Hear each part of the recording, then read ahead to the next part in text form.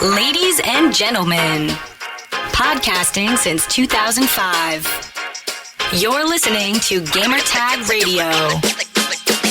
With your hosts, podcaster Hall of Famer Danny Pena, the always opinionated Parris Lilly, and from outside of the norm, Peter Toledo.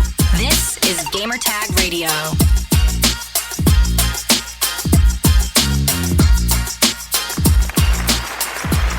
Welcome to Gamertag Radio, brand new episode here.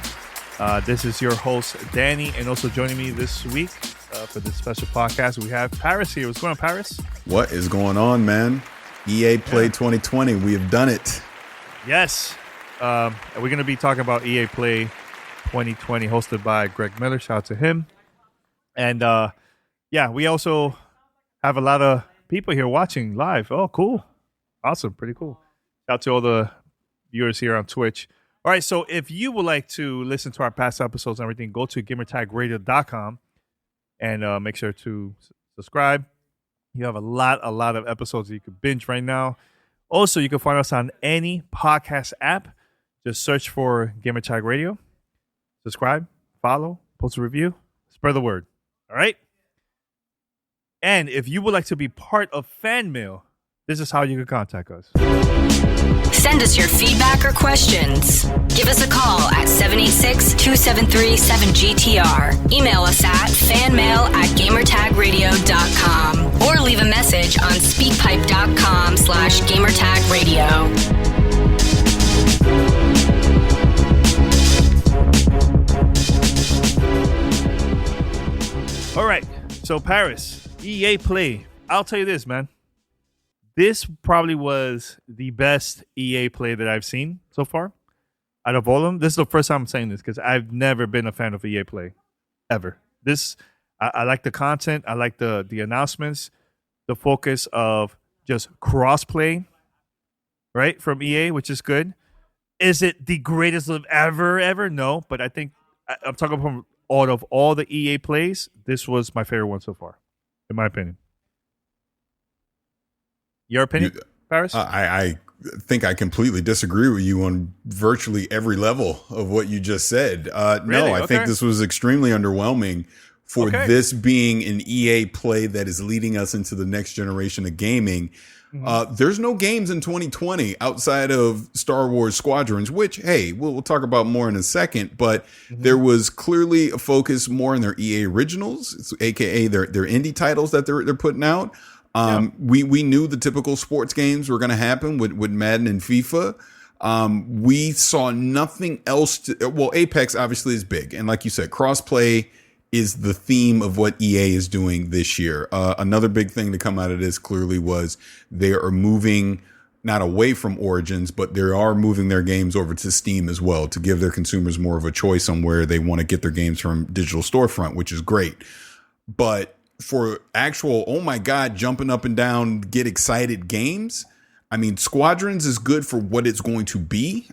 Trust me, I'm very excited about that, to be able to do that kind of stuff in the Star Wars universe. Definitely the multiplayer modes that they're going to come out with and the crossplay and the VR support. But there's nothing else. This is literally the virtual donut show for them, for me. And I let you talk. Let me finish. And what I'm saying by that is, when we had the donut show 2014 or whatever that was, it was a lot of promises and hope. There was no actual, here's the game, here's the titles, here's what you can expect. And coming in 2021, 2022, all we saw were concepts. They weren't putting their name on anything. Like, here's Battlefield 6, here's Dragon Age. Where's the Mass Effect remaster that people have been talking about forever? Where's the new original AAA IP from EA that we can expect? We didn't see any of this. And for this to be a year that we're getting next generation consoles and they're just giving us basically PowerPoint presentations again and not actually giving us, here are the titles we are working on. For me, disappointment. I expected more from EA when it came to this. Sorry. The fact that Star Wars Squadrons is the highlight of this show to me. Not that it's a bad game, but it's a $40 game where we're going to do some dogfighting 5v5. That's great. But this isn't the big AAA title I was expecting from EA to showcase this EA Play for 2020. So yes, for me, disappointment. Okay. Now, when I said the best EA Play, I fell asleep on every single presentation of EA Play. There was never been one that's like exciting. I always find it boring. I'm talking about presentation wise, Parris. Like it was cool. I had fun watching it. I like the stuff that they showed. I like that they were focusing a lot of about crossplay. I'm glad to see that there's games coming up for the Switch. That's what I'm talking about. I'm not talking about next gen and oh my God, where's the wow moment? I'm not talking about that at all. I'm talking about presentation because I always felt like EA Play was always boring to me. I'd never been a fan of EA Play ever. And this is the first time I can say like, hey, you know what? I enjoy watching this. Yes, I agree with you. There was nothing big for next gen, which I totally agree with you with that. But I'm coming from someone that been watching EA Play throughout the years. Forget about the donuts and all the press conferences in the basket. I think those are besides the donut, but the previous official press conferences from EA was way better. Where there was a lot of wow moments. But I'm comparing from all the EA Play ones. Me personally for me. But no, I saw you. I get what you're saying. Like you said, the EA Play ones. Because I was going to say, back in the day, the EA press conferences were the must ones to watch, were the must ones to go to. Yeah, since the donut show, as we like to call it, they have pretty much been underwhelming. And I'm just going to be frank again. This is more of the same. Look, just keep it real. In the current state of the world we're in right now, look, the production value of this was fantastic. Greg was a fantastic host. All of that was great. Not taking anything away from that, but it lacked substance. That's kind of what I'm saying. If I'm going to be honest, I mean, there wasn't a wow moment in this press conference for me. I'm not an Apex Legends player, but I can understand the Apex Legends community will get excited that we're getting crossplay. We're getting a Switch version of it. They're definitely coming for Fortnite. That's the take that I took from this, and I'm very happy for Respawn that is happening. I'm very happy to see that these legacy EA titles are going to come to Steam to give people that option. I'm very happy to see the EA is clearly adopting crossplay across the board. But I will say again, where is the next gen wow moment title that you would expect in this year of all years? And I'm not saying the game had to come out in 2020, but I really would have liked to have seen them talk about said game. Again, they're still pie in the sky concepts, not putting their name on it. That's my disappointment here. Because again, let's just take it back. Even though that game didn't turn out to be great. Where was Anthem? Remember when the Anthem trailer came out? Everyone, oh my God, that was a wow moment at that time. The game obviously didn't live up to that. And again, maybe they're trying to set expectations here. Understandable. Play it safe, so to speak. But I'm just saying, if you're going to do a press conference in the current state of the world right now, I'm just being honest, Danny. We didn't need EA Play this year. They could have canceled EA Play. They could have announced Star Wars Squadrons, the Apex things, and a couple trailers. They could have stuck them in the Xbox or the PlayStation press briefing, and would have been fine. Just being honest about it. That part I agree. Part I do agree, because like that was the thing that we were mentioning on the whole stream. Like, hey, there's no next gen games. What's going on? Like at least one, right? Like at least coming soon. They showed that. But it was, again, like the donut days. It was just concepts, and that's it. They didn't mention the name. But, I mean, they showed the video. We know what it was. Like, I know they showed a Battlefield. That was when they showed the new Need for Speed and so on like that, right? But I think the only next-gen stuff that they showed was just Madden. That's which Madden, we knew that's coming. That's coming every year. That's not a surprise. Now, I want to backtrack on something I said just slightly. One thing I'm very happy to see that EA did was the way they opened the show.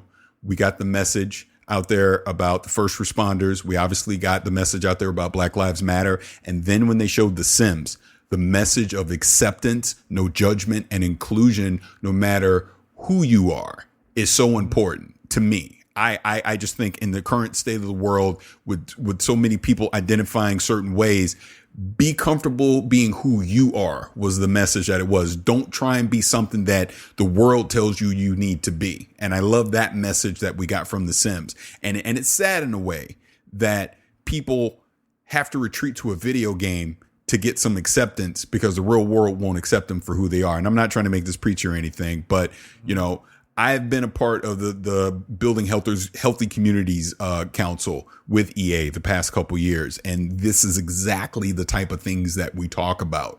Is this inclusion and getting all the racism and the hatred and just everything that happens in online gaming, so that it is a welcoming community, so people can play together, enjoy these games together, no matter race, gender, sexuality. None of that should freaking matter. We're all people. We all need to just freaking love each other. So I was very happy to see that. But as a quote unquote video game press conference, yeah, I'm sorry. I come away from an underwhelmed. And that's unfortunate, because I was really expecting, even if we didn't get the Mass Effect thing, just Battlefield 6 and out, something to go, oh, okay, that, or ooh, I can't wait till we get that. I can't wait till that comes out.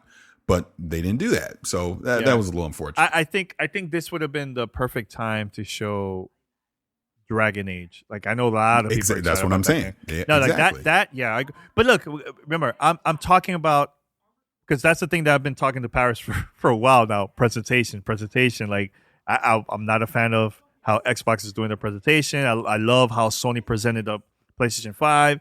And as a presentation, this was good. Yes, as a gamer, I'm kind of like, okay, I'm happy that there's a new Skate coming out, Skate 4.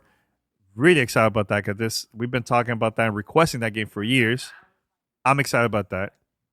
I'm excited that they're releasing more EA originals, because that's one thing that EA hasn't really been pushing throughout the years, is their like smaller indie games titles from EA originals. Like Unravel was a good game. A Way Out was a good game. But I feel like they need more of that push, you know? So, but a lot of those games that they show is coming out next year in 2021. So at least we have a date, you know what I'm saying? So, yeah. And what else? Well, I mean, we got Skate. We got the promise of Skate. I guess let's be clear on that. I mean, I know that's going to be a big excitement for a lot of people that Skate is returning, but it's very clear that is a long ways off. I mean, we obviously didn't see any gameplay from it or anything. We just got the promise that they're working on it, but it's good to at least know that it's coming. You know what I mean? Yeah, no, I totally agree. And look, Parris, I get where you're coming from. I know there's gonna be people saying, "Oh, Danny is crazy. Parris is the voice of reason." I totally get it. I get it. But that's the beauty about the podcast. We're never gonna agree with things, man. We're never gonna agree. You know, so it creates a conversation, creates a debate. So that's how I feel, man. Look, there's gonna be people saying that this is probably the greatest thing ever, and there's some that probably hates it and they don't even care about EA Play. You know. That's the beauty about us, man. We just talk and have our opinions about things, man. You know what I'm saying? I'm not that type of person. I'm going to change my opinion just because everybody's like, agree with you, Parris, you know? Like, that's how I feel. Hey, I'm not saying to put me. I mean, you gave your opinion. Yeah. I'm not disagreeing with it. I just told you, in my opinion, here's what I'm thinking. That's it. It's fine. Yeah. And whoever wants it, at me, Godfrey, Godfree on Twitter. I'm there. Just hit me up. That's it. No, well, the key thing of this whole thing is a lot of these games are coming out for Steam and crossplay. That was the focus, the thing that stood out to me throughout the whole presentation. It was just that. So now in the future, every game that comes out from EA, day one on Steam. You don't think so, Parris? And crossplay too. Yeah. Again, I think crossplay is the best thing to come out of this, because it's very clear this is the theme of next gen for a lot of I don't think EA's doing. I think everyone's going to be doing this across the board with the multiplayer games. Is, look, stop gatekeeping it to one platform. Let everyone play together and everything should be fine. And I said it during the live stream, thank Epic and Fortnite for this, because the popularity of Fortnite and Epic having the vision to put this on all these platforms and basically force crossplay to happen across the board. Obviously, Microsoft championed it as well, allowing it on Xbox. And then obviously we saw the PC integration went to the Switch, and PlayStation held out for a while. And then they literally had to bow to public pressure and do it too. So, I mean, now that just opened the floodgates for everyone to be able to do this, and that's going to be a good thing. Yeah, definitely. Anything else, Parris, from that? Or what? I mean, from EA Play, no, go ahead. What are you going to say? No, it looked like you were laughing on the stream, so I was like, okay, what's going on? No. All right. Go ahead. No, that was it. You sound like you're going to say something. No. You were cracking up, so I don't know what it was. No, I wasn't. I'm just saying that. I mean, as far as EA goes, I mean, like I said, underwhelming event for me personally. There was a couple good messages that came out of it. Clearly, they're showing concepts for next gen. We'll just have to wait longer to see what those are. Apex stuff looks good. We're getting Skate 4 eventually. And I mean, that's pretty much it. And if you're into Madden and FIFA, buckle up. We're getting that too. Yeah, I'm surprised they didn't show other sports titles. I'm very surprised, but I guess it's just FIFA and Madden for this year. Mm-hmm. You know what I'm saying? Well, I'll tell you this, as a fan of Nintendo Switch, man, I'm excited to try out Apex Legends on that. That's gonna be cool. That's gonna be cool, in my opinion. So, I think that's about it from the. Usually, when we do the review of these like press conferences, we always have it like short, 10, 15 minutes when we do it during E3. So I think this is about it, right? I think this is good. Yeah. Now, we obviously did the EA Play, but there was some other breaking news that happened today that we might as well talk about on the podcast. Go for it. Yeah, Cyberpunk 2077 got delayed until November 19th. All right, so I know we talked about this on the stream, but a lot of theories as to why this happened. People are saying that the reason why CD Projekt Red pushed it is because of next gen consoles released around that time. Parris on Twitter called them out like, nope, to like the people that were saying that's not true. That's not because of the reason. It's more because of development, right? And I believe CD Projekt Red posted a statement that there's bugs in the game that they want to work on and to release it. And honestly, I prefer for them to take their time to work on those bugs. And if they have to take even longer, man, I want this game to be the best. I don't want a game that I get and is buggy and it messed up my experience. I don't want that. That's the worst thing you can do. So we all have to have patience and just wait until the game is good. It's good to go. Absolutely. And I'm going to read exactly what they posted. Not the entire thing, but the key thing here to what you're talking about. They said, at the time we are writing these words, Cyberpunk 2077 is finished, both content and gameplay wise. The quests, the cutscenes, the skills and items, all the adventures Night City has to offer. It's all there. But with such an abundance of content and complex systems interweaving with each other, we need to properly go through everything, balance game mechanics, and fix a lot of bugs. A huge world means a huge number of things to iron out, and we will spend the additional time doing exactly that.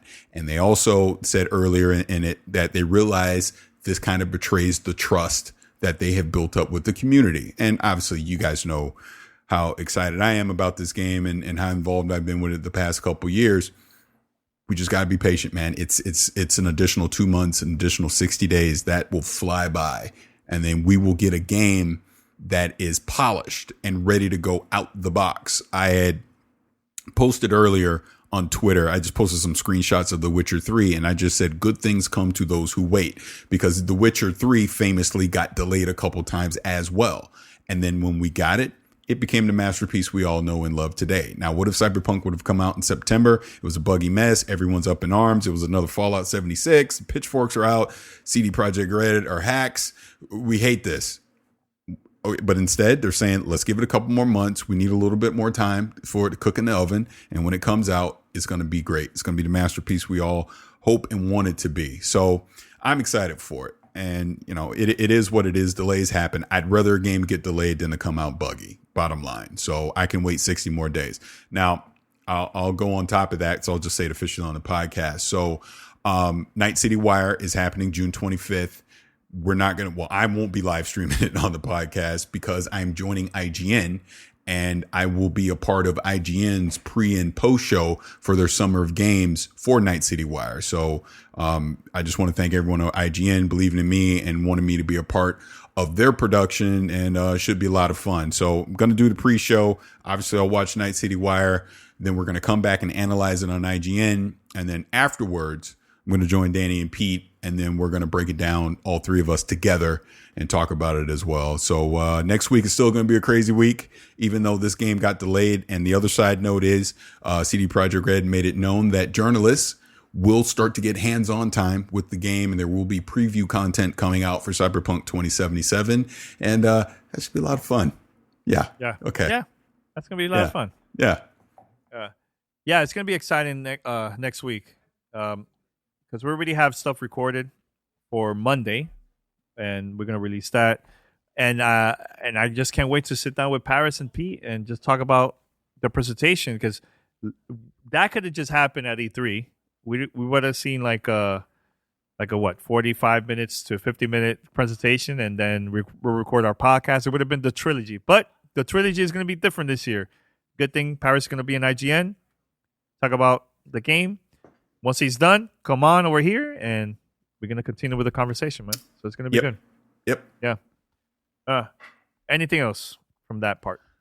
No. I mean, hey, it's just the current state of the world right now. I mean, I may have been, critical on EA Play, but in a sense, it's good that they're still able to do these things, that we're still able to talk about them and get a distraction away from all the craziness of the real world for a little bit. So, like I said, next week we'll get Night City Wire. I'm sure we'll be talking and debating that forever. And then we know Ubisoft and Xbox briefings are coming up pretty soon in the next few weeks. So there's still a lot of video game stuff to talk about and analyze. Obviously, we got the price wars that are going to be coming with the Series X and PlayStation 5 and all that. I'll say this, now that we know we're getting an all digital version of the PlayStation 5, I'm pretty much at the point that will be the version I will get when I get one. I see no need to, I don't do physical discs anymore. I have a few still left, legacy discs, but I do not go buy physical discs anymore. I get everything digital.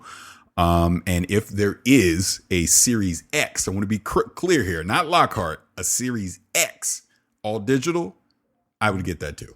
100%. Lockhart is not something for me, because I am going to want the higher end hardware, but we know Lockhart is allegedly a thing, and it may come out this year, it may not. And there is also, because Jez Corden over at Windows Central has pretty much confirmed from his sources that whatever Lockhart is, it's all digital. So it'll be, again, interesting to see how they represent that, and when they do announce it and show it, and what the price is going to be. And congrats to you, Danny, for your interview with Tom Warren from The Verge. That was a great conversation as well. And I guess I haven't been able to comment on this yet, so I will now.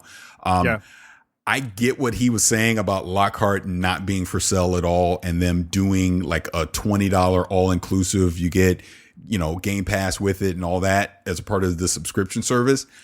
I disagree with it in this sense that I think it would upset a certain amount of people to say that they have to subscribe to be able to get Lockhart, that they can't just buy it separately because maybe they don't want to subscribe into the ecosystem.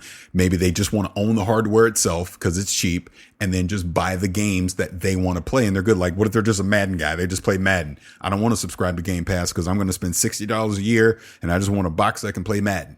That there definitely are people out there that do that. They only get 1 or 2 games and that's all they do. So, I like where he was going with it. Absolutely. It makes sense because clearly Microsoft is doing it. What did they call the thing that they already are doing? I forget what it's called exactly. I can't remember. It's like all access or something. All access, something like that. Something like that. But the point is, you could do that also with the new console too. But that's my point. We already know they're going to do it with Series X. So of course they're going to do something like that with Lockhart. But I don't think they're not going to sell Lockhart as well. They're not going to have a scenario where you can't walk into Walmart, Target, or Best Buy and buy Lockhart. They're going to do that. I can't see that scenario, because the whole point again is it's the low cost option. It's the cheapest barrier to entry to getting into next gen is supposed to be the whole point of Lockhart. So agreed. Yeah, I mean, he mentioned it. I never thought about that because I know Xbox been experimenting that for a while now with the all digital version of Xbox One S. Yeah, I think we're gonna see that. I think we're gonna see that console at Best Buy, and also you have the option to do the all access one at the Microsoft Store or whatever. So, because remember, not everybody around the world could do that. The whole pay monthly, It's either you buy it and that's it. So you got to think, because remember, they're going globally when it comes to the launch for Game Pass, xCloud, and the console. So might as well just have options for everybody else, not just, okay, this is in, that's it. I think you're going to throw a lot of people off if you do that. You know what I'm saying? So, yeah, I think that's about it, Parris. We're good. You know what I'm saying? Anything else before I wrap it up? No, I think that's it. I think we're good. All right, so head over to gamertagradio.com. Listen to our past episodes. You could also subscribe, post a review, share with your friends. You could also find us on any podcast app. Just search for Gamertag Radio, and we're there. You know, Spotify, Apple Podcasts, and other places too. So, and yeah, if you would like to contact us to send us questions and comments, here's how you could contact us. Send us your feedback or questions. Give us a call at 786-273-7GTR. Email us at fanmail@gamertagradio.com or leave a message on speakpipe.com/gamertagradio. All right, we have a lot of questions from fan mail for the next future episode of GTR, so stay tuned. Until next time, we're out. Peace.